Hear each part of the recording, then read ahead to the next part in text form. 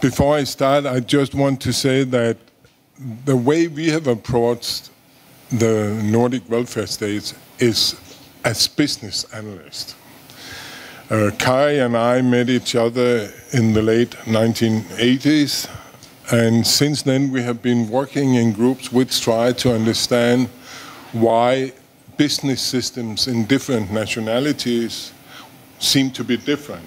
Before that, everybody believed that everybody had to modernize the American way and later the Japanese way, etc., etc.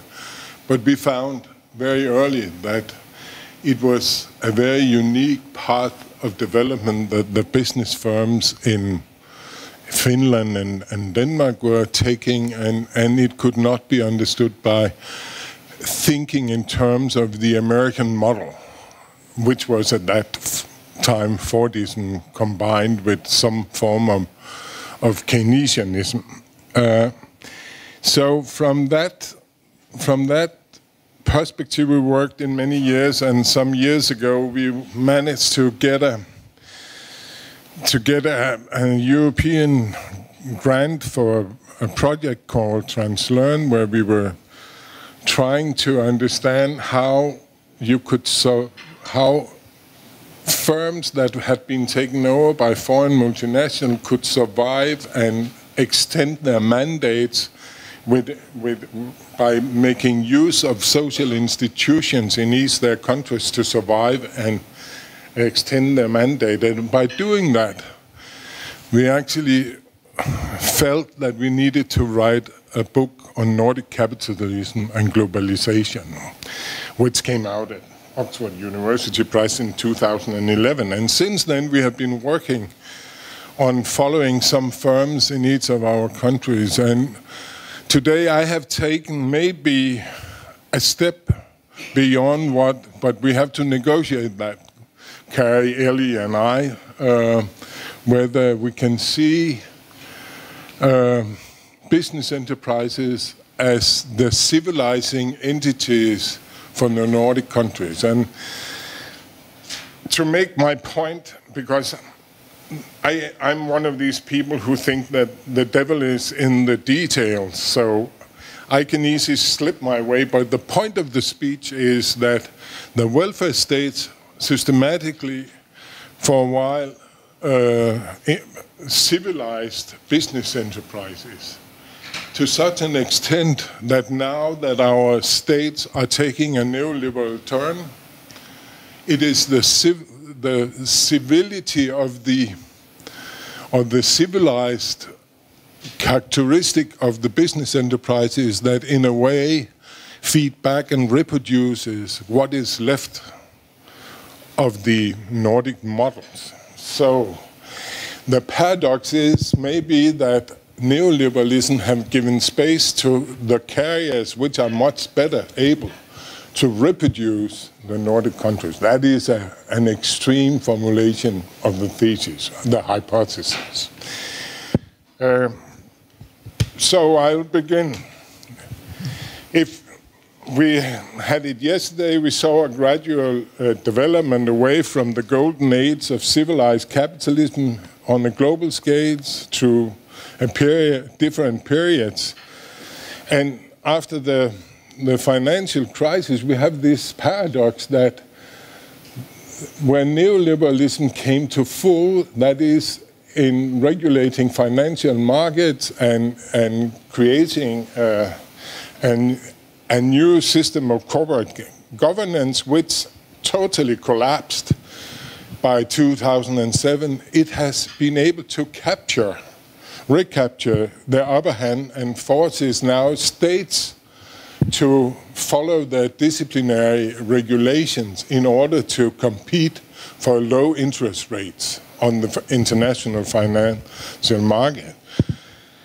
So what most observers, at least in England and in the US, fear is that we are seeing a full return to a de-civilized capitalism. Nordic capitalism, in many ways, have followed the same path. But my point is that the civilizing of business enterprises in the Nordic countries were more in depth, both on how they produced and entangled them more in relational networks that decided what they were producing. We know all that from 75, starting with Denmark and until the 1990s, shifting Nordic countries were in deep recessions and in deep crisis, and we were told by the outside world that this was the death of this universal form of capitalism, that a universal form of welfare states that we had in the Nordic countries. And then it seems as if some new policies, one way or another, and despite we were driven by the forces of global capitalism, the Nordics, after the turn of the century, showed up as best cases nearly on all the benchmarks that the Washington Consensus had created. And at the same time, they had high taxes, they had high unionization, they were more equal than any countries, as we all know, and it had much better been able to integrate women and other marginal persons into the labor market. And the big question was, how come? How come? How could they have achieved that? What was the turn? Now, after 2007, we see that Nordic states, following the wake of austerity and neoliberal reforms, despite that, the tendency is to observe what follows in the wake of that. That is working poor. We have very few of them in the Nordic countries. Sweat work, very difficult to find indicators that is becoming the norm. And there has already been mentioned that the willingness to pursue corporate social responsibility seems to be higher in the Nordic countries than anywhere else. Several companies in each of the Nordic countries are represented on the UN Compact, where they try to define more advanced metrics to monitor real-term corporate social responsibility. So the big question to me is, are Nordic business enterprises civilizing Nordic economic system despite states following in the wake of austerity and neoliberalism, and are they agency in search of a new type of growth and development model? That is the question.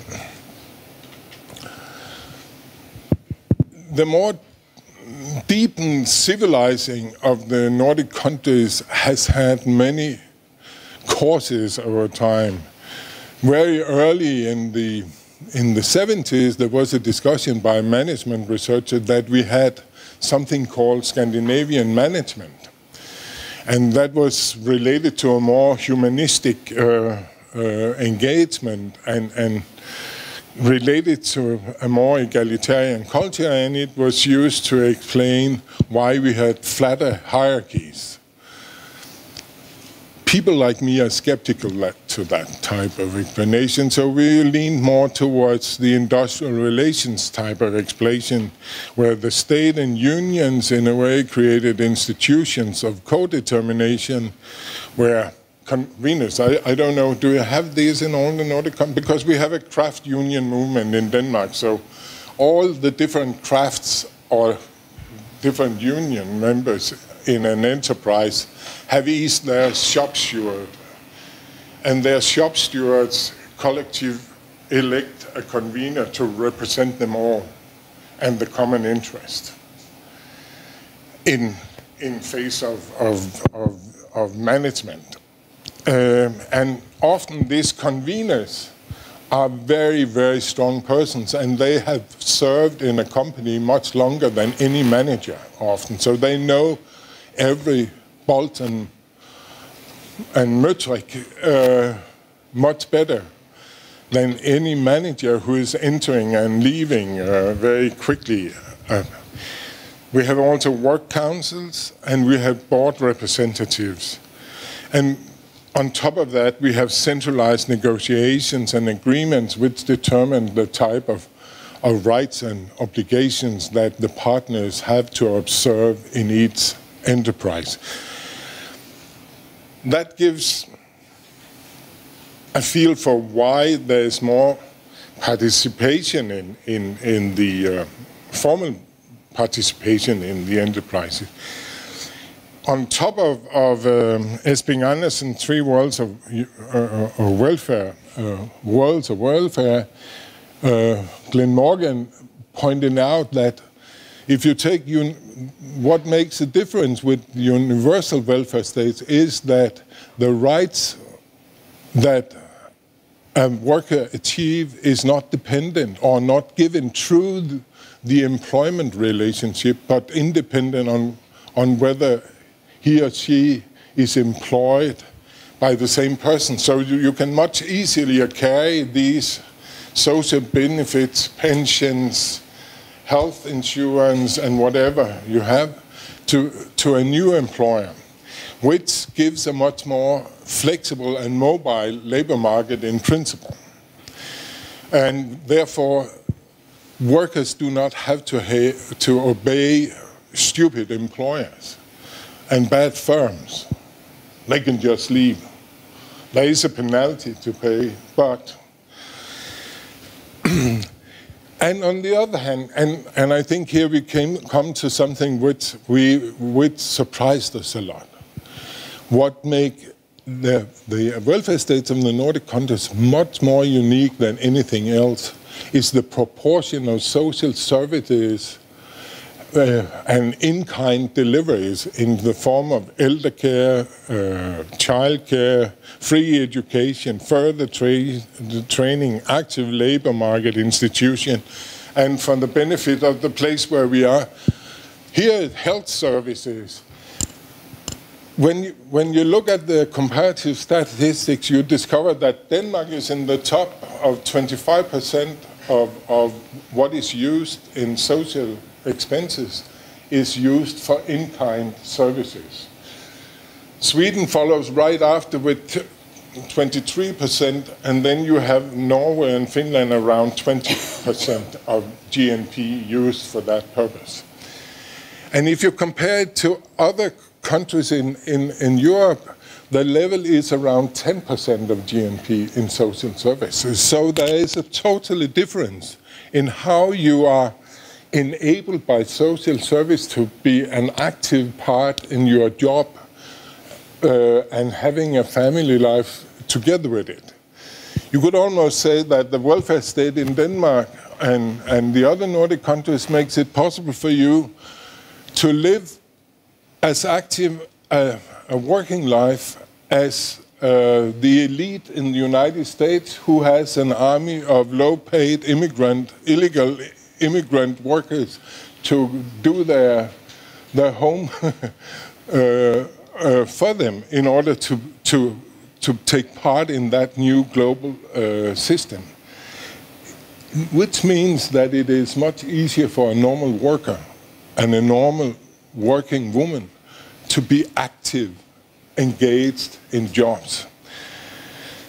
And then there is a reinforcement of selective mechanism in some of our countries. And if you take Sweden, we all knew that they had the old Rehn-Meidner model, which by having central agreements that put the next wage level so high that only the 80% of the best performing companies could survive the next 10 years, then they forced bad performing firms out of business, right? So you had a system which in a way deselected bad firms in Sweden, and bad firms in Sweden were often small, underperforming firms. In Denmark, the selecting mechanism was not the same, because we had much more local wage negotiation among craft unions and special employers, only setting general frames for such negotiation in central agreement. But the way we practiced flexicurity was that a lot of people would constantly search for a job where they could get new challenges. So even if you had figures like 75% thought they had the best work in the world in Denmark, you would at the same time have 30% of the working population shift job annually. Most flexicurity thinkers think that that is because they were fired by their employers, but only 20% under normal circumstances were fired. 80% were seeking jobs because they thought there was better opportunities. So you have this enormous, so the consequence is, of course, that bad firms which doesn't offer challenges to workers who has high aspiration for their own skills are left with workers who has not, and will be gradually taken out of. But that never deselected the small firms, because often the small firms offered much more interesting jobs than the larger firms.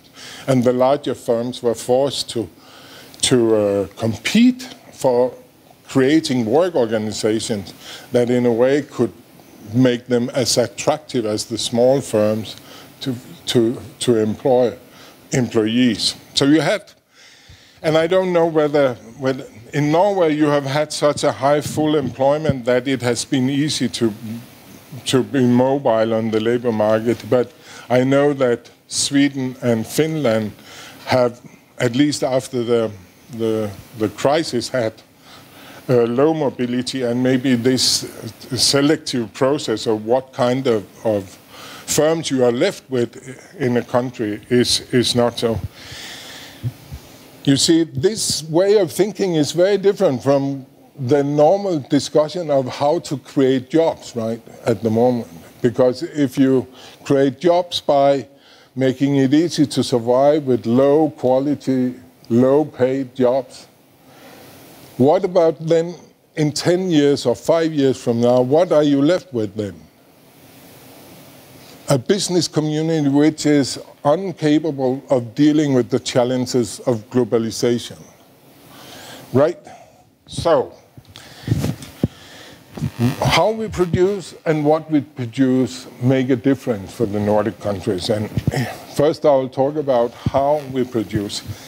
Here is an early indication. This was based on a survey made in the late 1970s, where there was a group of scholars in the United States who wanted to see whether other countries had modernized along the Fordist lines and the Taylorist lines as fast as quick as America had. And they found out that, because here the definition of the autonomy of the American worker is 0. And that is set as a benchmark for measuring autonomy for all the other groups in the way the survey was created, right? And what we see is that liberal market economies have basically lived after the Fordist model, but in the Scandinavian or the Nordic countries, work autonomy is much higher. And the autonomy even among managers of different levels. We have supervisors as the round one, and then we have production managers, and then we have CEOs at the top. And the reason why I learned about this very early was that they came to me and said, with your experience from field studies in Denmark, can you explain whether we have made a totally disaster in this survey? Because the CEO in Denmark has less autonomy than the supervisor. I said that is totally in tune with what I have learned from studying businesses and enterprises. So before these huge changes in how firms and labor markets were organized, the Scandinavian countries stood out as distinct from the general pattern. Job autonomy was much higher, and it was highest in Denmark and Finland, and Sweden, as we know, always tried to imitate the American way of rationalizing, so they are close to the Anglo-Saxon, whereas then the farther we come out to the right, the more autonomy people have in their jobs. Then how did this evolve after that period? Well, we have here an attempt to interpret the Euro Foundation working survey into different types of managerial systems, where they group them to tailorist, lean, traditional is more patriarchal forms of hierarchies, and then to learning system. And the learning sector is a strange one because it is almost defined by not having the characteristics of all the three others. But what it is really characterized with, apart from workers being highly autonomous, self-organizing, etc., is difficult to tell.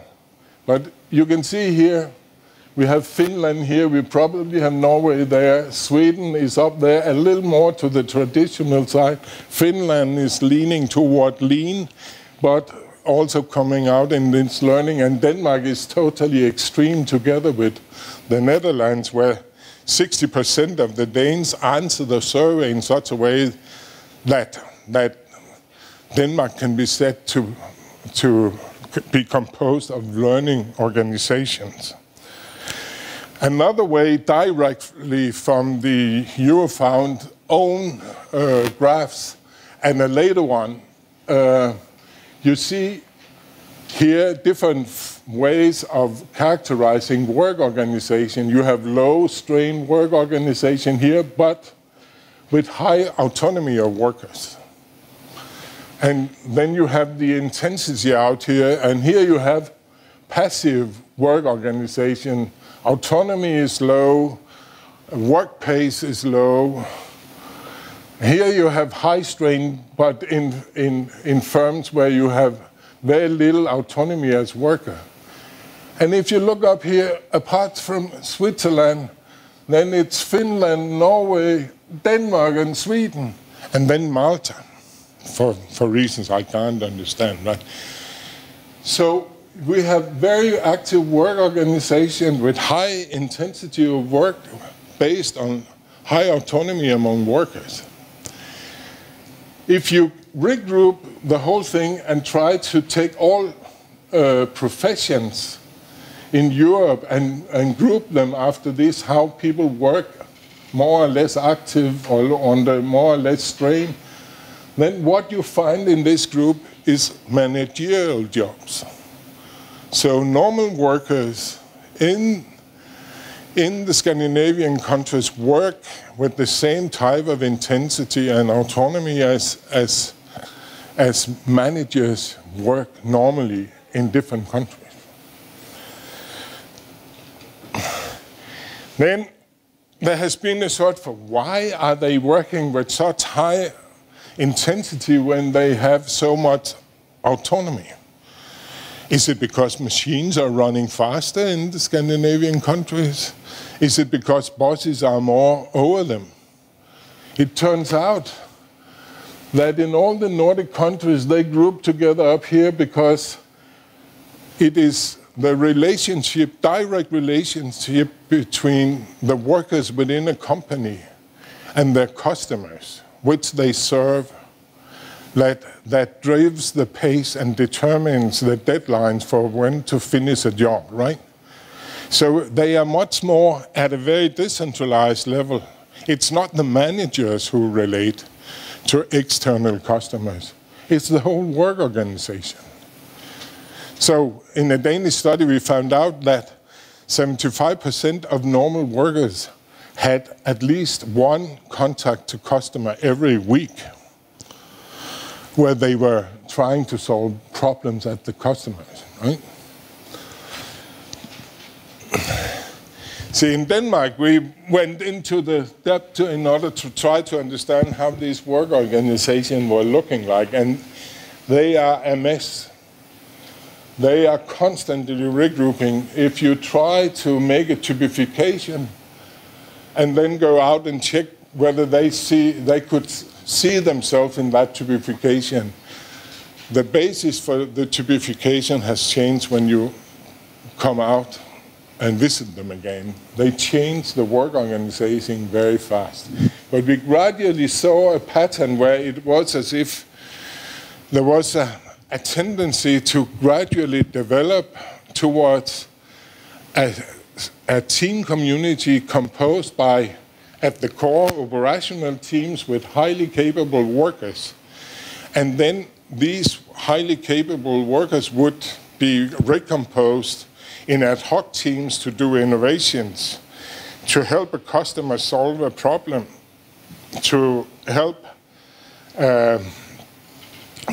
to set up a new subsidiary in a foreign country, or to make a totally, entirely new product. But it was the operational team and their capabilities which were collected in small, tiny research departments that created these ad hoc teams. And then you created among these operational teams, which were all competing to do continuous improvement, you created cross teams where they could teach each other the lessons they had learned from their internal team. So you had this combination of competition and cooperation within each of these firms in a highly sophisticated manner, and in a way which was monitored by the conveners and the shop stewards, because if you would lead this by lean means, then it would be a disaster if some of the operational teams lost some of their best workers, because then they would start to underperform in a lean system, right? So giving away some of the most capable workers to an ad hoc teams or a continuous improvement team would jeopardize the operational routine efficiency of the core team, right? So you cannot run it. You cannot run it the same way as you run a Toyota. That's impossible. So it is really nice that Jørgen Goul Andersen in 1985 made a survey which he repeated in 2000, where he asked the simple question, do you apply your own ideas at work? And you could answer often, you could answer now and then, you could answer never, and you could answer don't understand. And a lot of people in 1985 answered do not understand. In 2000, nobody answered do not understand. And if you see the increase in often and now and then you see an increase of people who is using their own ideas at work from 55% to 89% of the labor force in 2000. So you have, in a way, almost done what Grundtvig thought was the way you should. We were taking Grundtvig was talking about the folk high schools as places where you woke up people to become actors on their own, but not for themselves. So you can almost say you had a mass mobilization during these 15 years in Denmark among people in the work organization. It was so fascinating to be among them, and the way they were talking about this was very strange, because when I had visited them the first time in the early 80s, they were skeptical about changes. When I revisited a lot of these firms in the early 2000s, there was this, okay, if there are new ideas among managers for new changes, well, why not try them? And then because none of these templates for change will ever come true. But sometimes it helps us to reflect on our current way of doing things, to look from new templates of management to see what we can do with it. So, at least in my time as a field researcher, I saw a system going from being having huge controversies at simple interest levels to one in which they thought that maybe we could find new joint interest and common interest by redefining our interest within this local community, because we could see new aspiration coming with new forms of work organization. So it's hard to live in this, but if you look at the statistics which measure what kind of proportion of the working people are unsatisfied with their job, then it's easy to find Denmark and Finland, because here you have Denmark, only 5% are unsatisfied with their job, and Finland, it is here, 7%. And these are the two lowest. Ireland is also low for reasons, but Sweden, 15% are not so happy with their working life. So there are differences. I think this ends how we produce. And I think that people are becoming autonomous actors within the micro-organization of our societies is a very, very important factor for developing our societies in the future. Then the question is, what do we produce? And I don't know about you, because I have been reluctant to accept the A&T theory, how you create markets.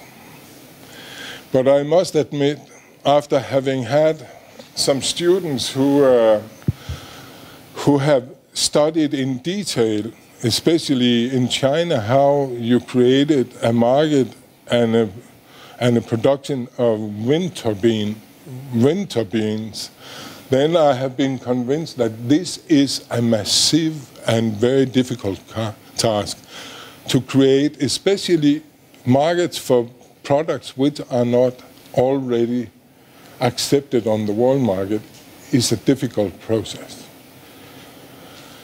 And it is strange that the Nordic countries has not really been aware of how much it takes to institutionalize the things that make things worthy and having worth in the forms of standards, regulations, certifications, testings,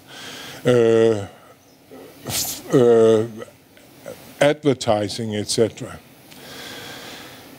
And I think that if we look from that perspective, then the Nordic countries, especially Norway, Sweden, and Finland, have had an extreme help from the state, from patient capital, often regulated very tightly by the state, the banks and the financial institution, and from the labor movement in creating market standards and regulations and fundamental competitive playgrounds for export-oriented enterprises within raw material refinement.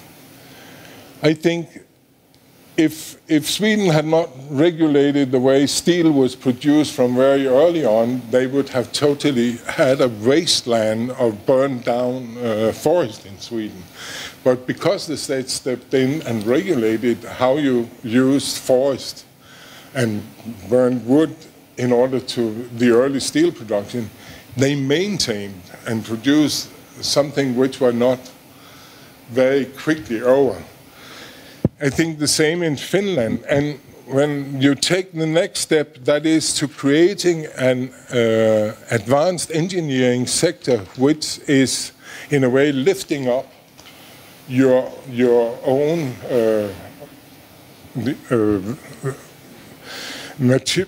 raw material refinement sectors and using it for a wider purpose. I'm thinking about the way the Finns has upgraded pulp and paper machinery by very advanced consultancy and engineering companies. I'm thinking about Sweden, how they in the 30s created one of the most advanced weapon industries to make use during a crisis of the steel production. And you could continue the way Sweden had more regulations on safety in cars, which made Volvo the leader in this form of car. To create that form of market takes more than a market. The demand for safe cars was not there among consumers. We wanted beautiful American big cars, right? Unsafe cars. But Sweden started to produce something different.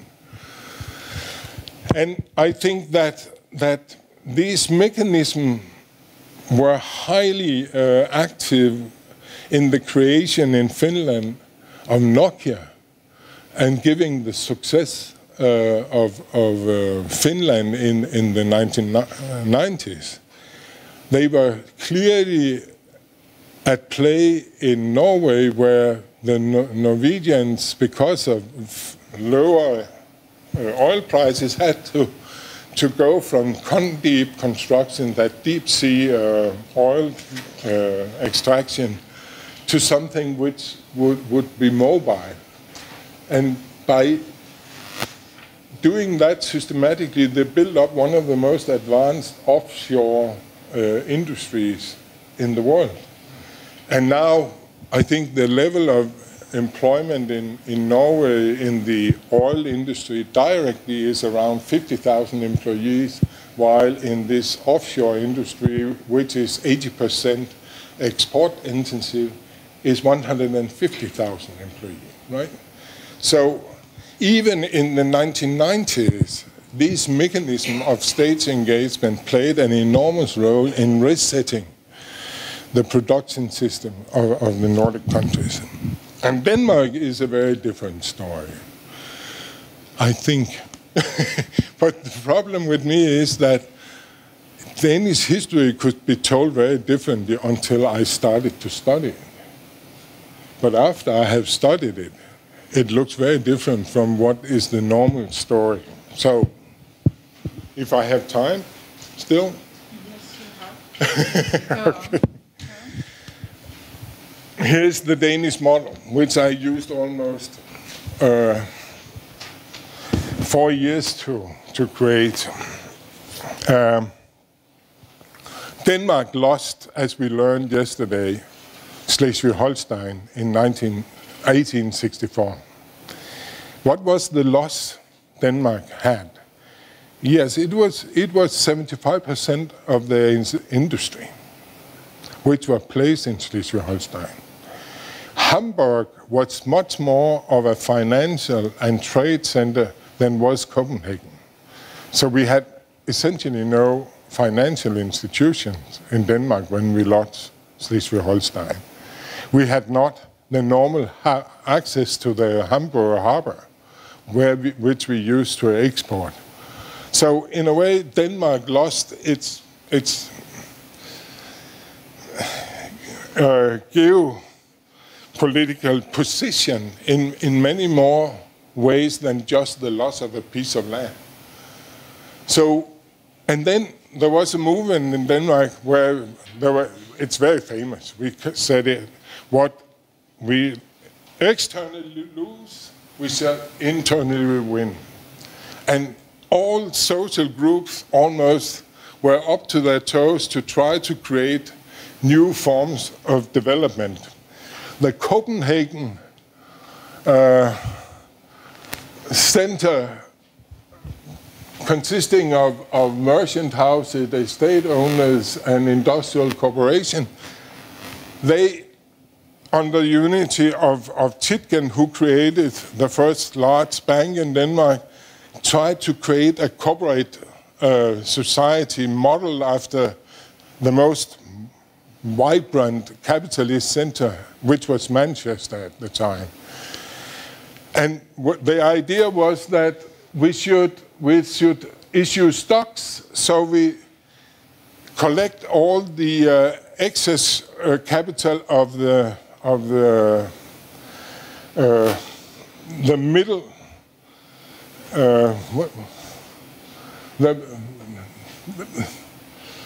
the normal citizens, so we are not having all these small businesses.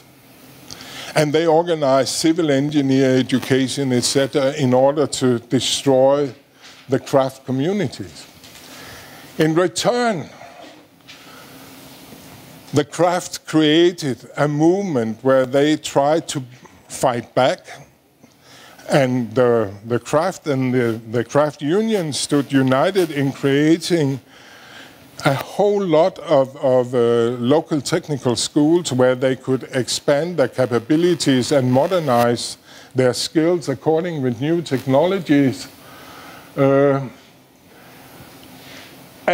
the cooperative movement in many ways tried to come up to produce as high quality of butter as the estate owners were able to do. And they had to collect many sources of milk from many places, and therefore to make the fløde, cream. You had to create separators, and you had to create a hell of a new technologies, and you had to create local dairies, and the waste from the butter production would be ideal to feed into pigs. But in order to grow pigs, you had to also have a system for monitoring the quality of pigs. So you had an enormous circularity of continuous innovation in order to that. The Danish pig had one more rib than any pig in the world. The cows in Denmark you could milk 3 times as much milk from as you could in Ireland, which tried to copy us. So you had a system here where the cooperative movement made it easy for farmers, small farmers, and to live from small lands by intensively farming. And you had the folk high schools where you would meet and discuss new possibilities to improve this form. The beauty of this was that these two counter movements to corporate Copenhagen, they merged together in tiny, small railway towns where you had all these cooperatives that the farmers created. It was dairies, slaughterhouses, delivery system for the raw materials for farming and for all the other cooperatives. It was co-ops for normal retail shops.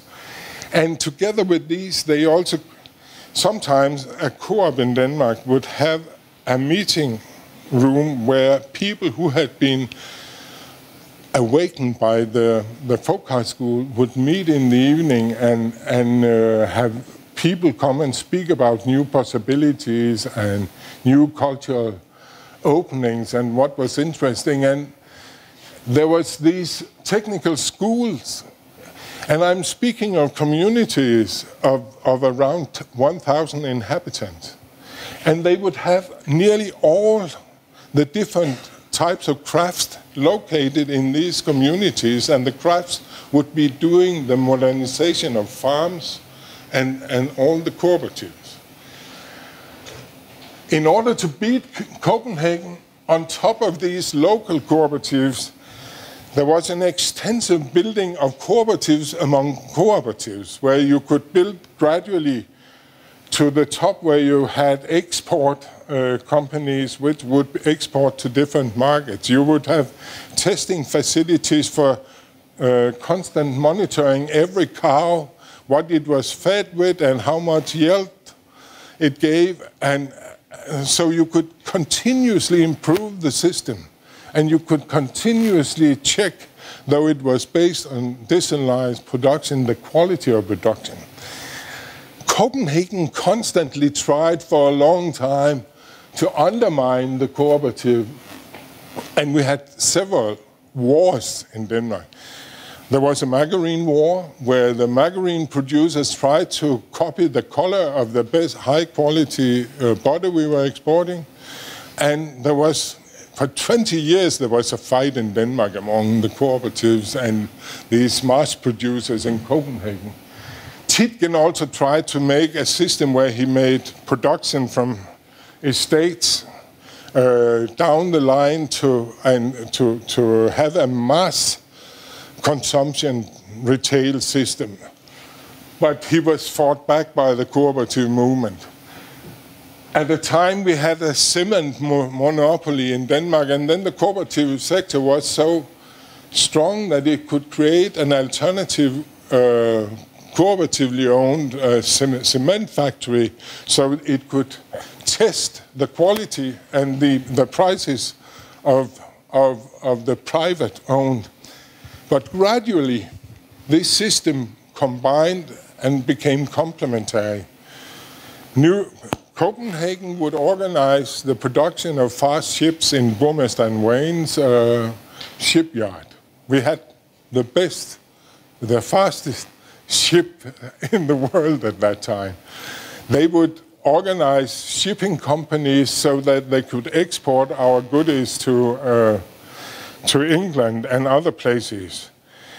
Gradually, out of this system, there grew an engineering sector which helped the small communities to modernize. And every time there was a new technology, when electricity came, they said, oh, why don't we make a co-op who invests in such a small town in our own electricity turbines? So the producers would produce small turbines fit for these small-scale investment, to the effect that the electrification of Denmark happened very broadly, very quickly. And of course, helped the small shopkeepers, the craft shops, to modernize through electricity and become modern producers themselves. So you had a system which turned from war, internal war, to complementarity, and which could create a system where in the first wave you had a growth and development model where the farmers' export of high-quality agricultural products were leading the whole stream, and all the rest were helping it. That collapsed between 1914 and 1945 because of the collapse of world trade. And what happened in Denmark was that,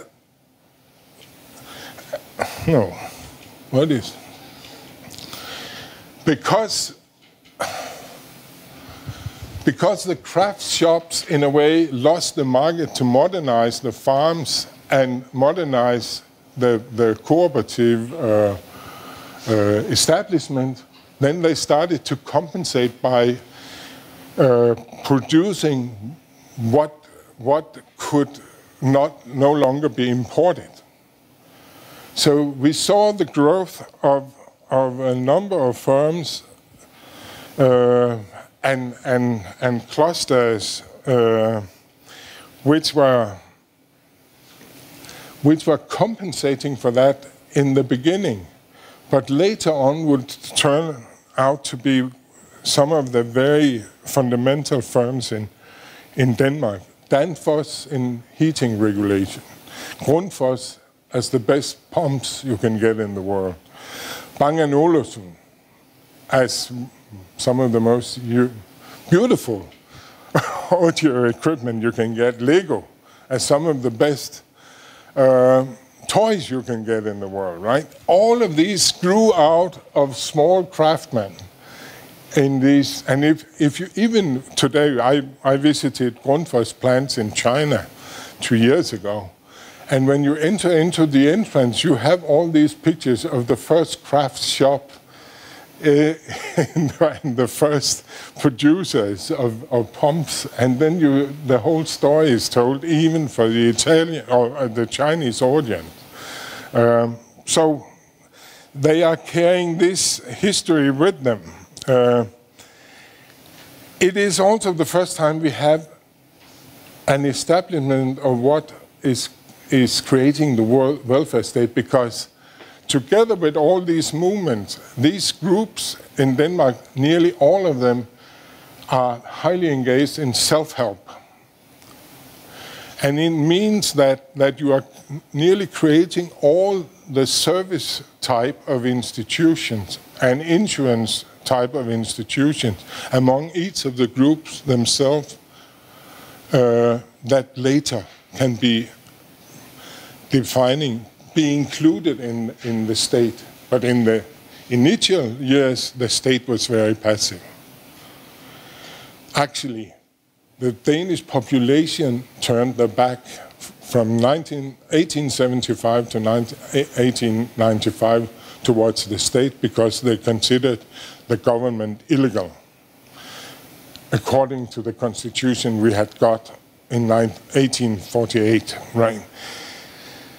But in the 1930s, we struck the Kanslergadeforlig, which is a very strange agreement because it, for the first time, established unemployment benefits without losing your rights as a voter in democratic system. And the level of that, tied that level to the price of pigs, and tried the price of pigs to the price of corn or grain,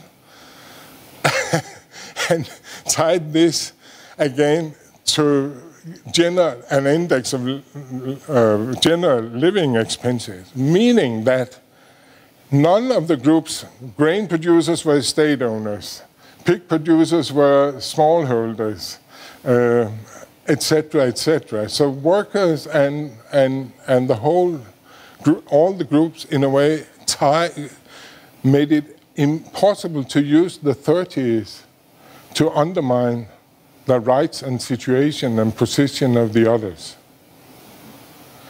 I haven't seen any other agreement like that creating this form of solidaristic situation in a crisis. Still time. You see, what I'm trying to make is that out of one growth model comes the next growth model. So it's based on this legacy, and it finds new ways of. So, but from 1945 to 73, what is happening there in the welfare state, and that is how the Danish welfare state is created, is by including all these self-help movements.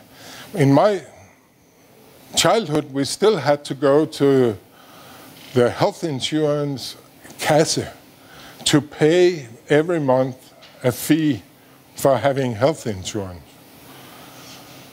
In the 60s, that was included, and it was normally all the different groups who had their own health insurance, right? Now it was included more and more into what was the welfare state.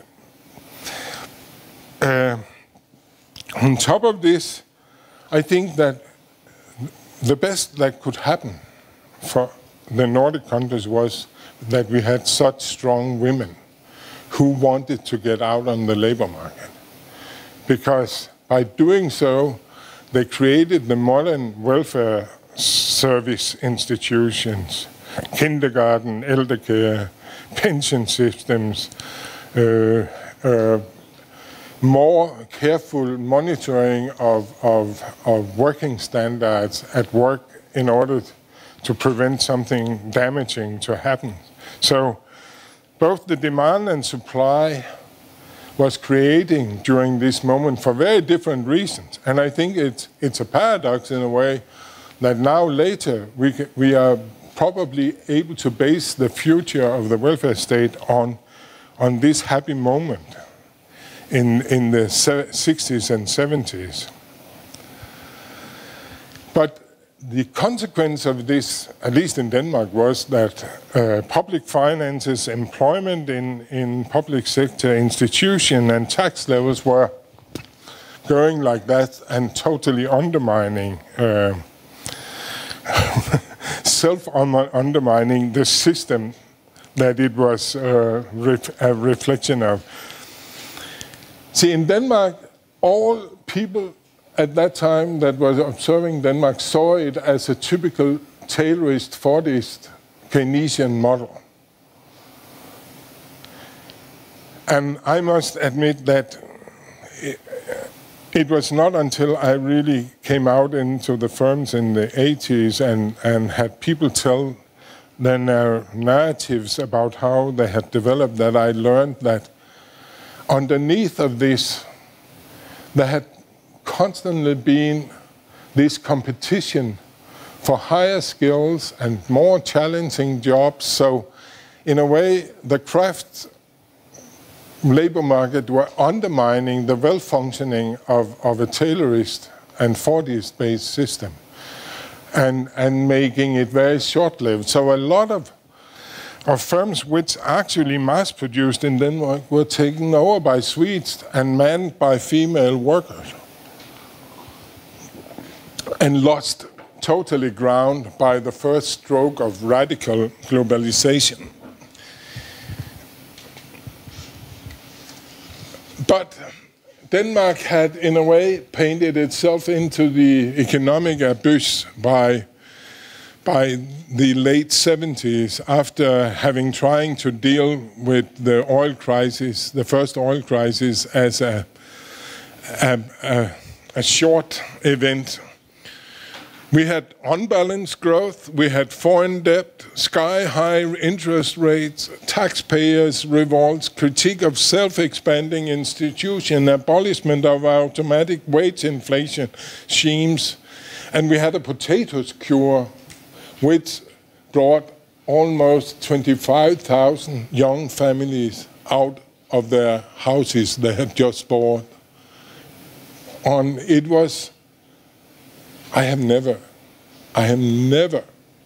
thought that the skies could be so dark over Denmark as in the late 80s and in the beginning of the 90s. We had really 7 awful years.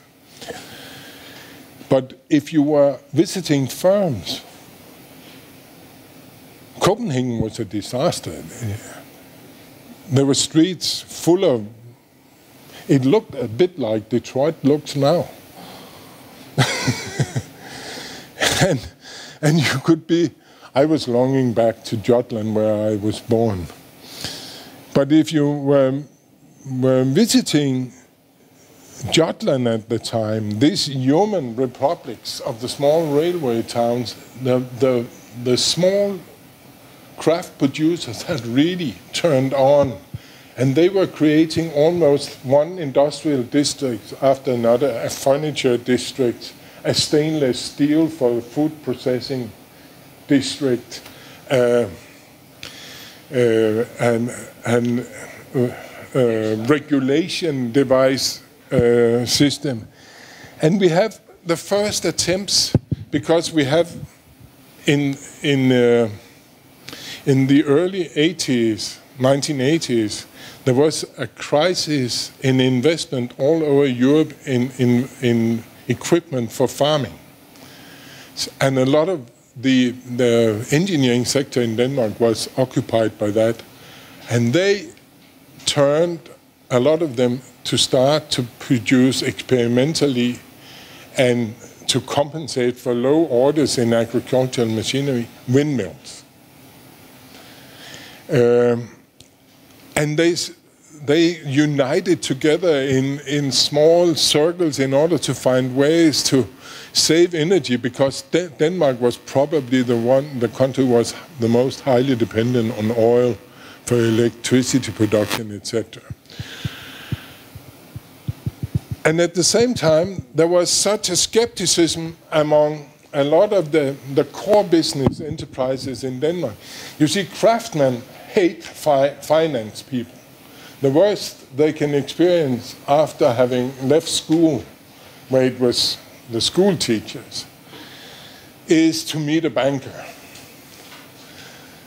And a lot of the corporations that were not coming from that family came from scientific research-oriented business. And they similarly hated bankers.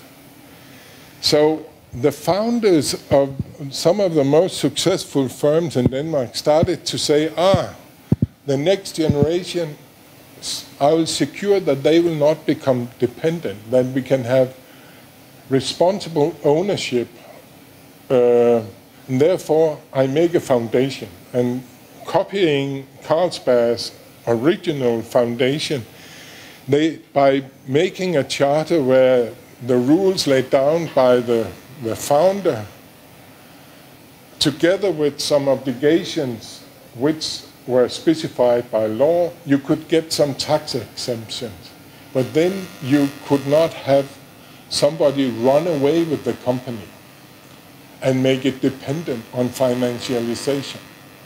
So the diffusion of these foundations were very substantial in the same period.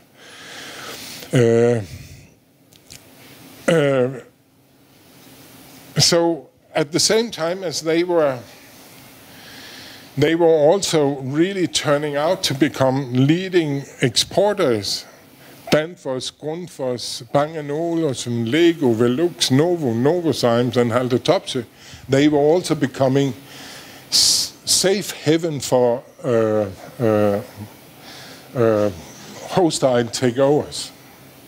And we had A and B stocks. And Denmark was strange to drive around in because there was an enormous scarcity of skilled labor. And at the same time, the unemployment was 12%. And it's obvious, if there was this transformational work, that if you were unemployed and not taking part in this transformation of what an employee and a worker was, then you were losing the skills, not only because you were standing idle, but also because you were not participating in a huge transformation. So the separation between those who were employed and those unemployed became enormous. And the liberal conservative government wanted to have a dual wage system in order to make it possible to employ the unemployed. And happily, they didn't succeed because then we would have been in a Swedish situation or a German situation by now, I think. But it was top. It was quite. Am I still having time? Yes. Okay. 20 minutes. 20 minutes. Wow, you are great. But it is probably in this moment that our growth and development model in Denmark is most bewildered of any time in history since we lost Schleswig-Holstein, right? We were really losing navigation, not among enterprises. They knew what they wanted, but among the government. But then in 1993, the Social Democratic government, which were all macroeconomists, they didn't understand a damn thing of what was going on in firms and businesses. But Poul Nyrup and Mogens Lykketoft, had this strange idea that you could change the shape of the Philips curve. And if we could find a way to change the shape of the Philips curve, then Denmark would be a front runner in learning how to deal with unemployment in Europe. So they created the idea that if we are able to upgrade the skills of those who have been marginalized by unemployment during the 80s, then we can make the reserve army much more efficient, because the liberal conservative government was starting to believe that to hinder inflation and have low interest rates, we would need 12% of unemployment, structural unemployment. They believed so.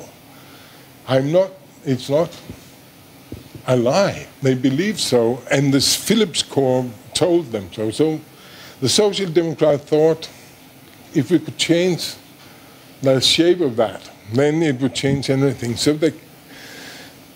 they reduced the number of years you could be on unemployment benefits from 7 to 4 years.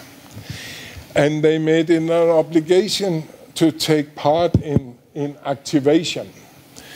And activation was created as an individualized service package. You would make a contract with the person where the person's obligation was specified, and then the employment office would combine nearly all the social services to bring this particular individual in such a shape in terms of health, housing, kindergarten, and skills that they could enter into the normal labor market.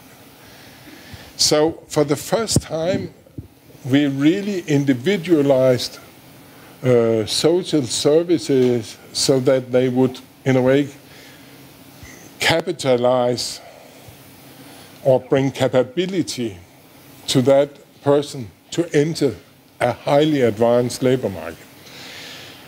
And because things are very different in different regions of Denmark, they created also something called regional labor market councils.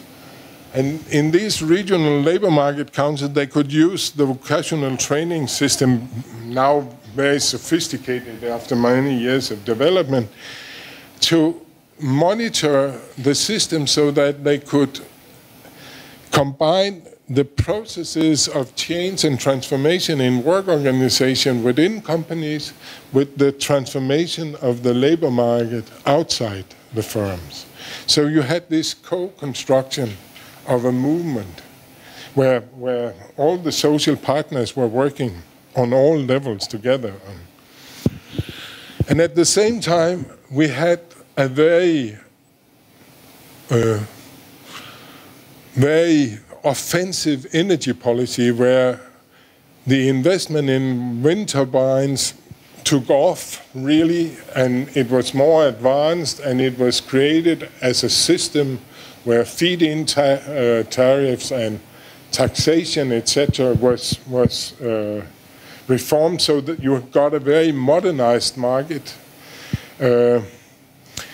And there were regulations on what kind of energy devising things you should use in housing and in equipment in industries, so Danfoss and Grundfos could deliver their most energy efficient equipment of the world to an internal market.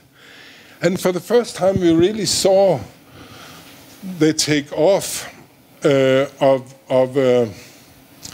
companies which were based on delivering highly sophisticated equipment to the welfare state. Pharmaceuticals in Denmark has grown, you can't believe it.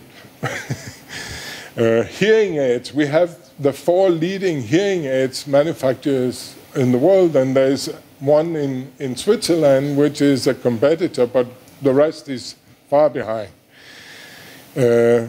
hospital equipment of different sorts, equipment to help handicapped persons, etc., etc. So in a way, the more sophisticated we have made our social services, the better markets we have created for very highly advanced firms. And now they have become export firms at very high ends. And what we discovered by digging down to the enterprises that we were investing during this TransLearn project with Kai was that for a long time the firms had been producing niche products, highly elaborate versions of standardized product areas, but very different. Together with them, they developed sophisticated services so that the value of things at customer firms or customer institutions were increased. And then they started to do continuous improvement in customer firms in the areas where their products entered into the customer's firms or institutions. Two examples are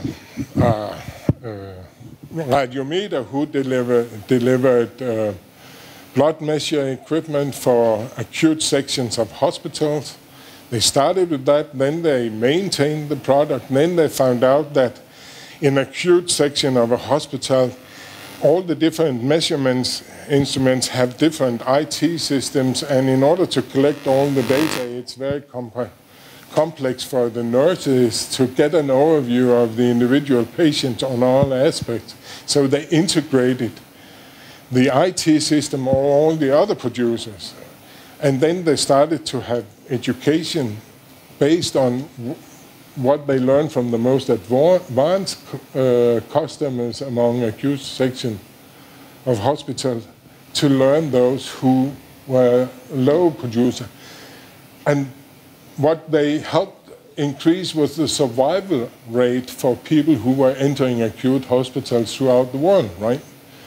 Which I think is a civilized purpose for a company. And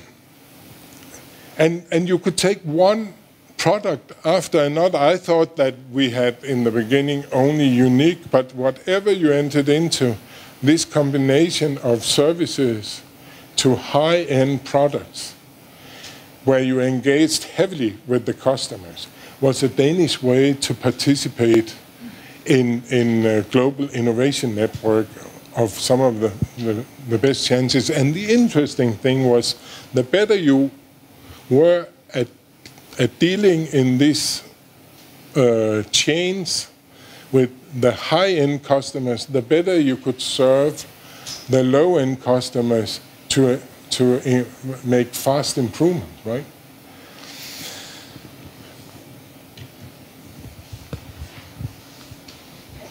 After 2000, we had a sad moment. We forgot about these individualized service provision.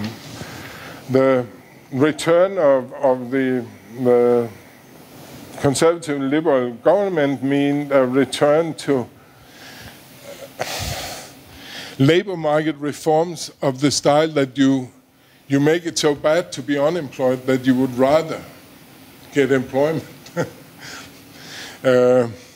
And we were following this route to internal devaluation by tax cuts, savings on and standardization of public services, where we have had a period where we tailored the social services for the individual. We were now mainstreaming and standardizing, so one size fits all. And we were playing after though we have no euro in Denmark, we were playing with all the rules of the European Union to overfulfill the European Union budget rules. Between 2007 and 2015, 35,000 employees in a low end of the public service sector lost their jobs in Denmark for no good reasons. And Social Democrats, when they took over for a short while, they were following the same type of politics, only with a small twist in favor of more education and more environmental sustainability. And it's interesting because business is divided between those who does it in traditional way and want to be cost competitive, and then the others which go the advanced way, where they would rather than having tax cuts, they would be against savings on education, on research and development. They were talking in favor of having much more demanding regulations and standards for equipment in many areas. And we saw an enormous engagement in corporate social responsibility. And the firms took part in further training, and it was interesting to see that, in a way,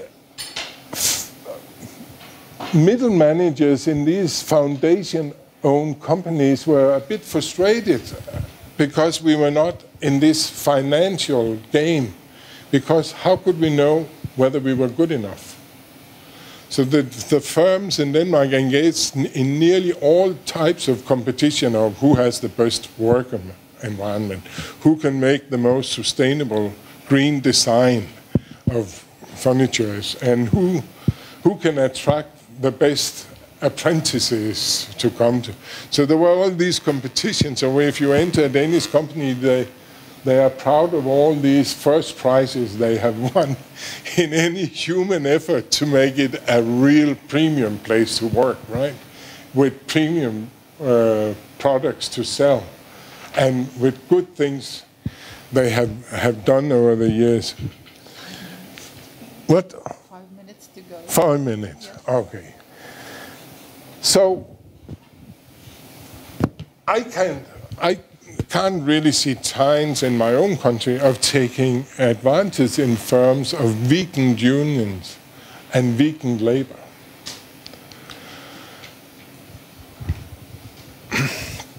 So I have to be quick now, but here would be the ultimate illustration of how civilized they behave. Danish firms participate as much as others in the global game. And they are benefiting very much by the decomposing of international value chains. But the way they stick into it is not by being simple suppliers. That is by going in with sophisticated products, making their product more value to the customer, and then becoming a supplier of continuous improvement for the customer in hospitals, in tools, in windmills, in whatever I have gone into after I saw this combination. You find it. We have, of course, the big wind turbine producers in Denmark, but a whole stream of small wind turbine engineering firms have pumped up between Aarhus to the east and Ringkøbing to the west. And a small wind turbine firm would act as a consultant. They always compete among each other to create the most advanced algorithms for controlling bits and parts of the wind turbine. And they black box these, so if you open the black box, they don't go for patents, they black box it. So if you open the black box, then you destroy the thing. But on top of this, they give services. So even a small firm with as little as 20 engineers, they would offer the service to monitor a huge windmill farm and go into the locality in which it is placed to help create a local value chains that support that windmill farm. So in a way, they create the industrial system around and the institution that support this, right? So that is general. We do outsource and we do offshore and we have plant clusters, but if you take Maersk, when they were closing the big shipyard in Denmark, where they used to use to produce the big container ships, then they would prefer it to be a ground for making the large construction for windmills and green tech. So they almost paid 200 million Danish kroner to transform their shipyard to make it ready for these alternative uses. If you take Novo, when they were preparing to outsource a lot of their original production, they thought, well, in the future we will need higher educated workers. They were using formerly unskilled workers at home, and we would upskill those we have to lay off to the same degree so they have easier to find new jobs. But by upskilling their labor force, they turned out that they could run their factory in Denmark much more efficient than in any low-wage country. So they continue to have production. So instead of this collaboration with the educational system in Kalundborg led to a constant expansion of the production workers in Denmark, which then created the template for advanced production in all the other production sites all over the world. There are different how they behave at home in order to prepare and deal with this globalization. And the interesting general thing is that whenever they do these things, they activate exactly the parts and pieces of the welfare system as it was organized in the 90s.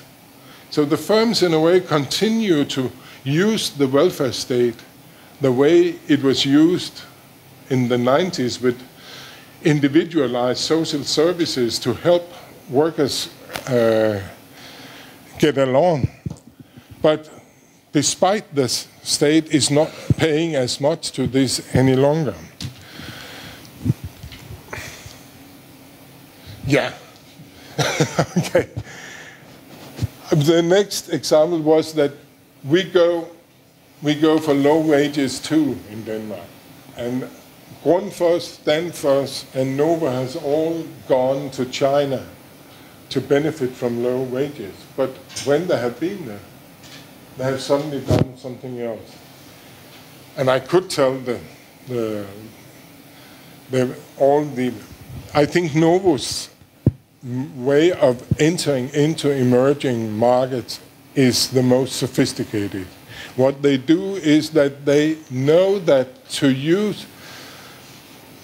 they produce of insulin for diabetes treatment.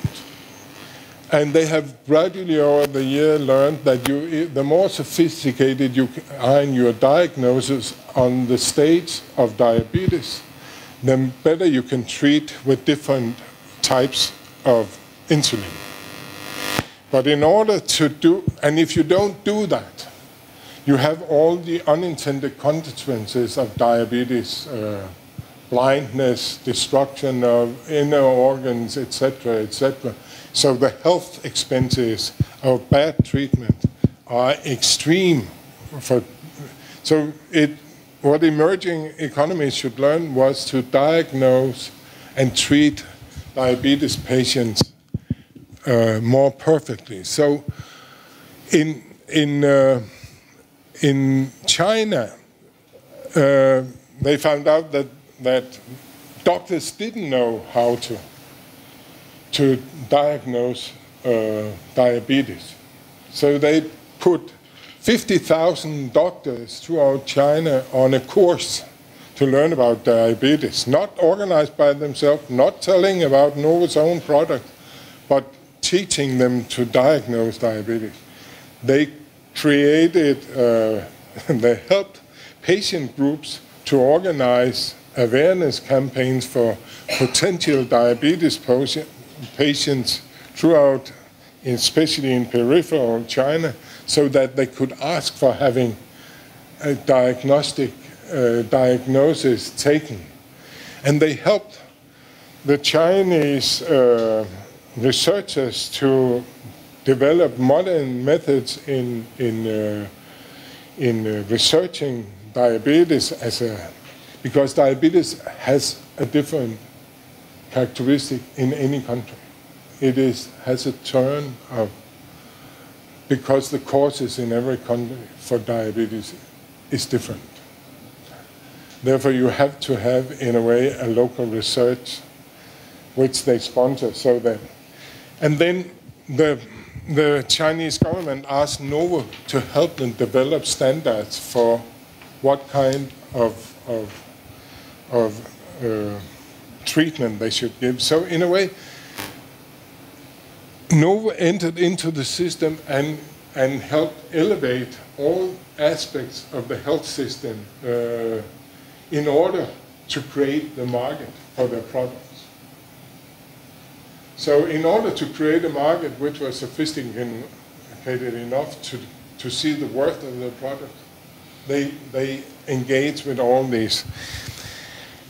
What runs across all the stories I wanted to tell is that the Danish firms, because they are not short-term oriented, because they are rooted in these foundations which own them and which are not interested in short-term profits but on longer-term expansion, they are able to engage. So in each of the cases we have investigated, they first create a strategic field of stakeholders. And in Novo's case, they monitor this very carefully so that they, instead of see each other as has conflicting interests, they try to find out how can the aspiration of each of the interest holders be fulfilled in a way so that they move the whole system towards a better improvement. And the people who makes this in Novo are highly sophisticated people. I have had a PhD student who didn't believe that such things could be done, and she has been studying it for 3 years. So they really create a system where they first position all the stakeholders and knows about their mutual conflicts and all that, and then they try to create a field where they can fight for their own interest in such a way that they improve the station of all the others. And that means that you actually has codified what is the root of this creating commons, right? Instead of just accepting to live with a common, you try in emerging economies to create a common by the help of private enterprise. Imagine what kind of development growth model we can create if that is the typical